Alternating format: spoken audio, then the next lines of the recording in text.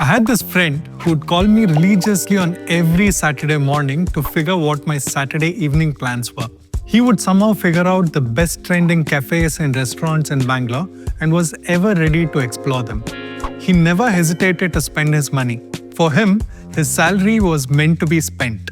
So much so that his spending habits extended to fancy cars, watches, clothes, perfumes, and phones. This guy had zero savings on him despite 10 plus years of experience of leading a large sales team in a reputed IT firm. I'm sure none of us want to be in that state. There are multiple simple money hacks that we can follow to ensure we don't let our finances slip by. In this video, I'll talk to you about 5 such simple hacks that you can adopt. Here's the first one. Don't consume everything. Remember your first job. Your salary was probably low, so were your expenses. Your daily life was managed with whatever you earned. This could be paying for your daily expenses, utilities, rent, and probably some saving as well. But as you grow in your professional life, your salary increases, so does your expenses. A car meant for simple commute transforms into a German car. A simple watch on your wrist now becomes a fancy timepiece on your wrist. Regular vacation transforms into a luxury foreign vacation. And the list is endless. So much so that people consume 100% of their salary to meet their new upgraded lifestyle. I'm not saying that you should not have an upgraded lifestyle. In fact, if you're earning well, perhaps you should. And it is super important. All I'm suggesting is that your lifestyle upgrade shouldn't be so drastic that it consumes 100% of everything you earn. Try to hit a pace where your earnings are increasing at a certain pace, but your expenses are not growing at the same rate. The idea is to have some buffer and not consume everything. For example, if your monthly take-home is 1 lakh, then ensure your lifestyle is well within 75 or 80,000. Leave aside a small buffer. This buffer will help you in many ways, be it in providing for an emergency situation or by making incremental savings over time or just addressing an unknown situation in life. Here is the second one. Calculate the post-tax payback time. Whenever you're tempted to buy a big-ticket item, pause for a moment and think about how much you'll have to work in the future to earn that money back. For instance, assume post-tax your take-home salary is 80,000 rupees. Assuming 22 working days in a month, your post-tax daily earning is 3,600 rupees. Now let's say you're tempted to buy a phone worth 50,000 rupees. That means to say you'll have to work 14 full days to earn that back. When you think about big expenses this way, it opens up a new perspective altogether. The focus is on your efforts and your hard work.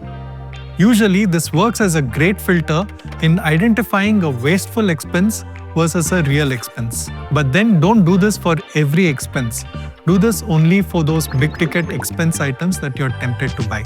Here's the third one, retail therapy.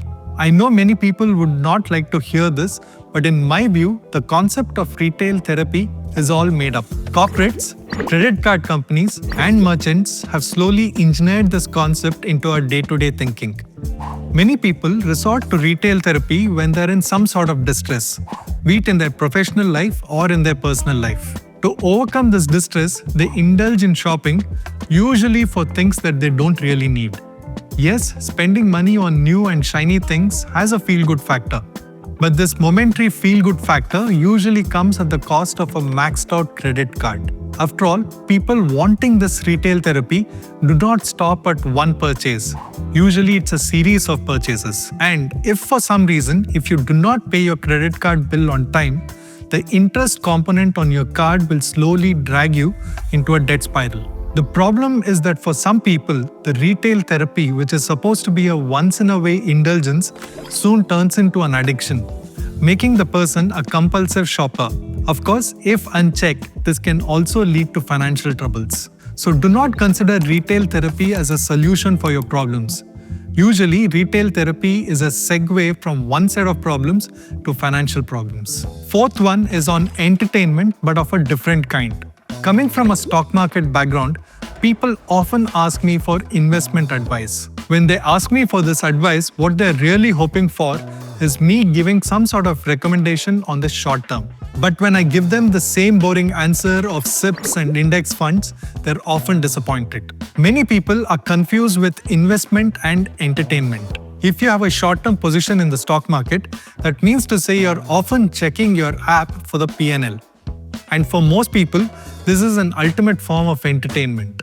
But unfortunately, this can be very expensive. But do not mix these two. If you want entertainment, playing a sport or watching a movie is a more cost-effective way of entertaining yourself. But when you seek entertainment with your hard-earned money, you're not only doing an injustice to you but also to your family. Here is the last one. Spend money on things that make you more efficient and work better. For most of us, salary is the main source of income. Now, we all aspire to save more and create more wealth for ourselves. In order to save more, you need to earn more.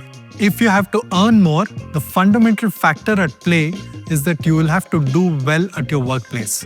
So do not hesitate to spend money on things that will help you get better at work. It could even be buying a better system, better phone, and better furniture at home. It could even be hiring a cook, driver, and a domestic help to help you save more time.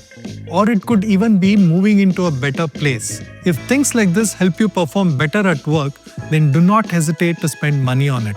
Additionally, constantly upskill yourself on things that will help you stay relevant in your work, even if it means that you'll have to spend money today. And don't consider these spends as expenses, but rather an investment on yourself. I hope you found this video useful. If you have any special money hacks, then do share with the community. I'll see you in the next video.